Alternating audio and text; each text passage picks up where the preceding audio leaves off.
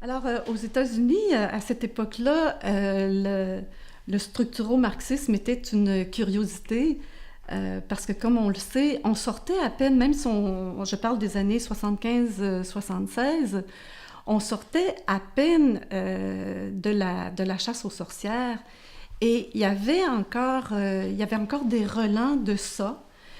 Eric Wolf, en 64-65, a publié un livre, ou 1966, a publié un livre qui s'appelle Paysans, Peasants, qui est un livre que je définis comme un livre marxiste, mais sans aucune mention. Il s'est arrangé pour ne pas citer, pour ne pas avoir à citer, mais quand on regarde profondément les concepts sous-jacents de ce livre-là, on voit que c'est un livre qui est influencé par le marxisme. Pourquoi n'a-t-il pas cité le marxisme? C'est qu'aux États-Unis, encore dans le milieu des années 60, il ne faisait pas bon de mentionner Marx, Lénine et compagnie. D'ailleurs, aussi, bon, je n'ai pas vu, à vrai dire, Eric Wolf était mon directeur de thèse, mais il arrive que la directrice du département était Cydil Silverman. Cydil Silverman est la deuxième épouse non pas qu'il y en a eu deux simultanément, mais la deuxième épouse de Wolf. Et elle constitue une espèce de rempart entre les étudiants et Eric Wolf qui était très, très sollicité.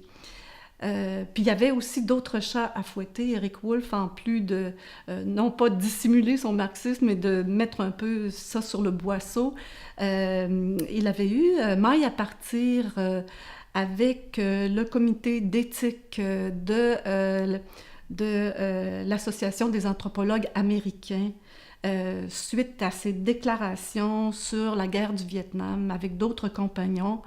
Il avait pris parti carrément contre cette guerre-là et aussi contre le travail que certains anthropologues avaient mené en Asie du Sud-Est et dont les travaux avaient contribué à des mesures contre-insurrectionnelles. Alors, Wolf et Jorgensen avaient dénoncé cela et ça lui avait fait beaucoup, beaucoup d'ennemis. Donc, il était à la fois très sollicité par les étudiants comme directeur, comme professeur, mais en même temps, il avait énormément d'ennemis. Enfin, bref, ce que je veux dire, c'est que le marxisme, en 75, 76, 77, commençait à peine à s'introduire dans le monde académique. Moi, il m'a laissé complètement libre de travailler de la façon dont je voulais travailler. Et à cette époque-là, j'avais déjà décidé de travailler sur le thème de la lutte des classes au Yucatan, à la campagne. Bon, tout ce qu'il il m'a demandé, est-ce que c'est vraiment, y a-t-il vraiment une lutte des classes à la campagne? Moi, je disais oui, oui, oui, il y a les prolétaires, il y a les petits bourgeois, puis il y a les bourgeois. Et il me posait de temps en temps des questions comme ça, d'un air ironique. Mais bon, il m'a laissé faire ce que je voulais faire. J'ai finalement fait une thèse marxiste sous l'influence directe de Marx. J'ai lu Le Capital d'un couvert à l'autre, en tout cas les 3 premiers livres. Après ça, bon, ça a été plus progressif. Et bon, je pense qu'il faut admettre une chose, même si je suis allée avec beaucoup de préjugés aux États-Unis, ce que j'ai constaté, c'est que les États-Unis de New York, à tout le moins, étaient beaucoup plus ouverts que je ne le croyais au départ. Et ils m'ont laissé, même si j'ai fait cavalier seul, ils m'ont laissé faire ce que je voulais, ils m'ont laissé faire la thèse que je voulais faire, à une chose près. C'est que en adhérant si complètement au marxisme, j'avais presque oublié ce qu'était l'ethnographie et pourtant, j'avais beaucoup, beaucoup d'expérience de terrain. Alors, Eric Wolf, June Nash, qui était sur mon comité, Siddle Silverman, qui avait énormément fait de terrain, que ce soit au Guatemala, en Bolivie, en Italie, dans le cas de Siddle Silverman, Eric Wolf au Mexique, à Porto Rico aussi.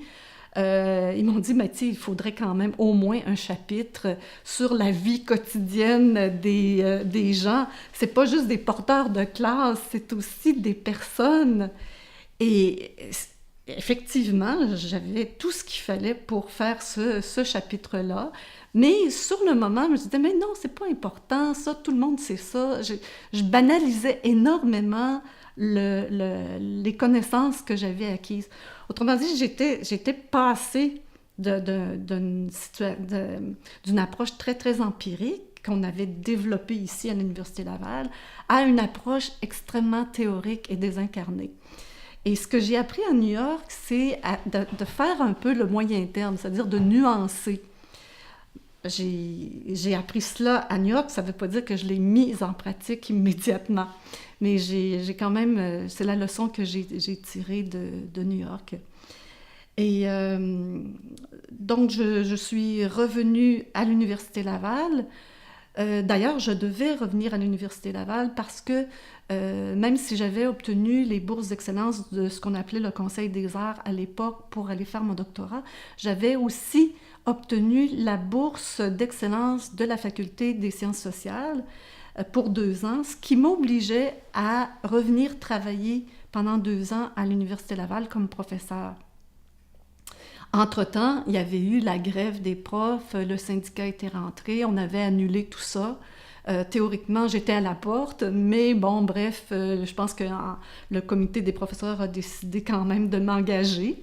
Ils ont annulé l'obligation de revenir, mais bon... enfin bref, je ne sais pas comment ça s'est passé exactement, mais c'est certainement grâce à l'Assemblée des professeurs que j'ai été engagée à l'Université Laval, mais j'ai pas eu à me battre nécessairement là, pour cela. La seule épreuve pour moi, c'était de terminer ma thèse de doctorat.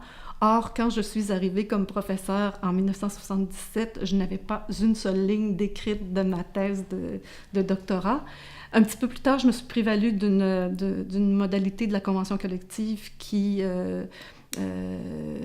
autorise à un congé pour terminer une thèse. Il faut dire aussi que ce qui avait favorisé, je reviens un petit peu en arrière, ce qui avait favorisé l'obtention de cette bourse-là de la Faculté des sciences sociales, c'était le fait que c'était en 1975 que j'ai obtenu cette bourse. C'était l'année internationale de la femme. Et on commençait à entendre parler du fait que le corps professoral était constitué à, mettons, 90% d'hommes et 10%, et d'ailleurs probablement moins que 10% de femmes. Alors ça commençait à se parler qu'il fallait favoriser quand même un peu davantage la venue de professeurs femmes. Ça m'avait probablement favorisée. Et d'ailleurs, j'ai oublié aussi de dire que lorsque je m'étais décidée à demander mes bourses au Conseil des arts, j'ai effectivement obtenu une lettre d'appui de Bernard Saladin d'Anglure. En plus, évidemment, une lettre d'appui de mon directeur de mémoire de maîtrise, Pierre Bocage. Donc, je leur dois beaucoup. Et je dois également à Yvan Breton d'avoir appuyé ma candidature comme professeur à l'Université Laval. Alors, je suis revenue comme professeure en 1977. Je n'ai pas d'emblée enseigné les cours pour lesquels j'étais le mieux préparée. C'est Louis-Jacques Doré qui était directeur lorsque je suis revenue à l'Université Laval. Et il m'a demandé, il m'a dit « Tu vas être surprise, mais j'ai un cours pour toi. » ça s'appelait technologie. On avait maintenant appelé ça force productive et technologie parce qu'à ce moment-là, tout le département était marxisant à l'époque. Alors, tous les intitulés de cours devaient avoir un peu une espèce de connotation. Alors, c'était plus culture matérielle qui avait été donnée pendant des années par Nancy Schmitz, qui avait été ma professeure aussi. Et là, on avait transformé ça. Mais je ne connaissais absolument rien en culture matérielle. Jamais j'avais travaillé sur cette question-là. Mais j'imagine qu'il n'y avait personne pour le donner. Alors, je dis, OK, on va transformer ça en force productive et technologie, puis on va insister sur force productive, sur l'aspect théorique de la culture matérielle. Et culture matérielle, ben, j'avais l'héritage de Nancy Schmitz qui avait débusqué des documentaires intéressants et qui suivait à la lettre la fabrication de l'objet. Et il y avait aussi le travail d'un Français qui s'appelle Pierre Lemonnier, que peut-être on connaît, dont on se rappelle encore, qui est toujours actif, je pense, et qui avait fait un travail très intéressant sur les marais salants en Bretagne, je pense. Et il avait développé l'approche de la chaîne opératoire. Et ça m'avait énormément intéressée. Et j'ai donné des travaux pratiques à mes étudiants qui devaient suivre la chaîne opératoire. Et ça me sert encore à ce jour, cette fameuse approche-là. Alors ça, c'est un des premiers cours que j'ai donné. Un autre des cours que j'ai donné, c'est Histoire de la pensée anthropologique.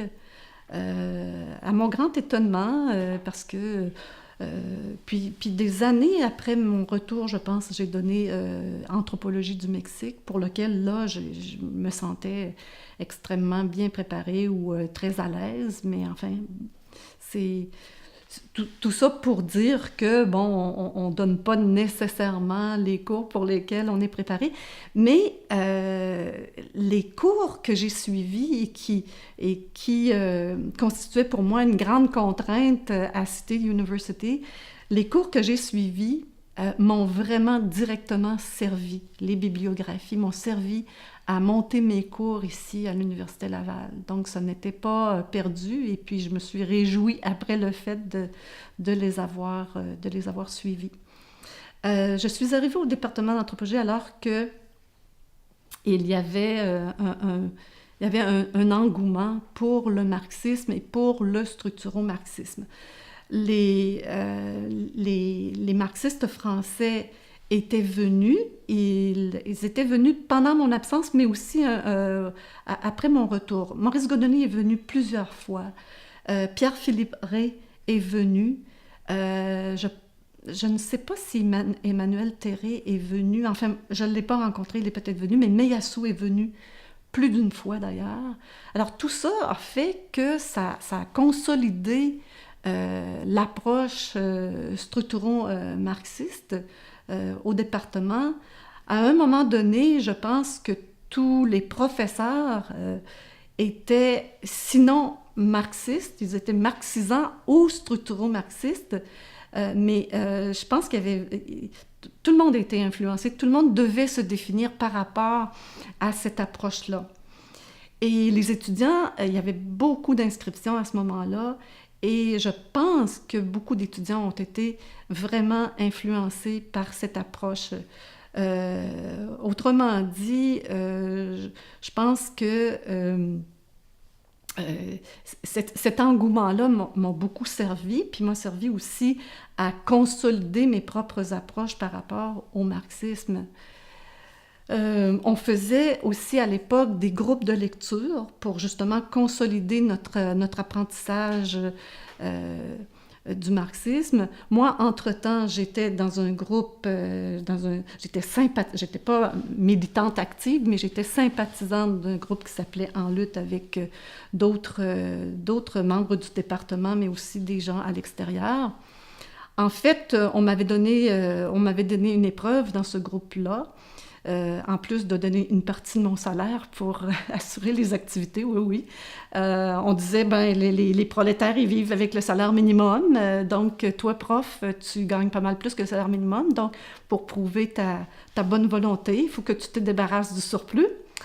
Bon, d'accord, j'ai jamais réussi à donner entièrement, mais bon, pendant quelques années, j'ai fait ça.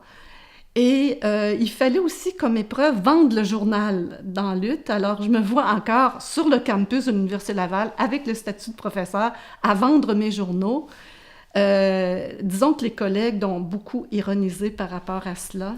Et ils ont eu aussi pitié, ils m'achetaient mes journaux. Il fallait que j'en vende un certain nombre. Alors, il y avait des collègues qui m'en achetaient pour me faire plaisir. Et puis, il y avait aussi des collègues, des professeurs qui étaient dans d'autres groupes, qui étaient opposés aux miens, entre autres les trotskistes. Alors, je me faisais interpeller. Mais j'avais la conviction à cette époque-là de vivre en accord avec mes idées, c'est-à-dire, à mon avis, on ne pouvait pas être marxiste théorique. On devait vivre en accord avec les approches proposées là-dessus. C'est-à-dire, bon, théoriquement, on peut parler de la lutte des classes, mais si on lit bien Marx, c'est-à-dire qu'on vise le renversement de l'État, et à l'époque, on parlait du renversement violent de l'État. Alors, ça allait très, très loin. Ah bon, ce qui me reste de ça, bon, j'en suis revenue aussi, c'est-à-dire qu'à un moment donné, on a vu avec la chute du mur de Berlin, avec le démantèlement de l'URSS, puis avec les révélations qui ont été faites tant après la révolution culturelle, etc., on a bien vu que, bon, là, il y avait eu des dérives, et de sérieuses dérives dont on se demande encore, est-ce que ça fait partie du marxisme ou est-ce que ce sont vraiment des dérives? Bon, moi, j'ai pas de réponse par rapport à ça. Mais entre-temps, on s'est éloigné un petit peu de ces postures radicales. Et dans mon cas, ça a coïncidé aussi avec une contestation du marxisme de la part des féministes. Et ça a été au sein des groupes marxistes. Dans ce groupe-là, en lutte, il y a une contestation des féministes, et dont on dit d'ailleurs que ça a mené au démantèlement ou à l'affaiblissement de ce groupe d'extrême gauche. Et au département aussi, c'est-à-dire à l'université, on avait une affirmation de plus en plus importante des féministes. Pour moi, le féminisme, c'était pas tout à fait nouveau. À New York, j'avais participé à des groupes de conscientisation féministes où j'allais sans grande conviction, mais au moins autrement dit, mon oreille était faite à ce message-là. Ici, à l'Université Laval, au département, il y a eu Huguette Dagenet, qui a été membre fondatrice du GREM, du groupe d'études multidisciplinaires féministes, dont je n'ai pas fait partie au début, mais quelques années après la fondation, j'ai été membre de ce groupe-là, et je le suis toujours d'ailleurs. Et il y a aussi l'influence de mes étudiantes qui s'est fait sentir. Il y a une de mes étudiantes, à un moment donné, je pense que c'est Christine Veilleux d'ailleurs, qui est toujours professeure, je pense, au cégep de Limoilou, qui est venue me voir après un cours en me disant « Marie-France, on aime bien tes cours, mais tu parles toujours au masculin, comment ça se fait? » Puis, évidemment, je me suis dit « Ben oui, c'est vrai. » Et alors, à ce moment-là, ça a été une autre prise de conscience. Autrement dit, j'ai été très, très sensible pendant plusieurs années et même à ce jour à l'influence ou à l'action des étudiants et des étudiantes. Il y en a beaucoup qui m'ont tiré par en avant, je dois dire. J'ai eu des générations d'étudiants absolument formidables. Je ne veux pas être condescendante non plus, mais souvent, il y a eu des déclics qui se sont faits, bon, avec des conversations comme celle-là avec des étudiantes. Donc, peu à peu, mon adhésion au marxisme s'est transformée en intérêt pour l'économie politique et l'économie politique féministe en anthropologie.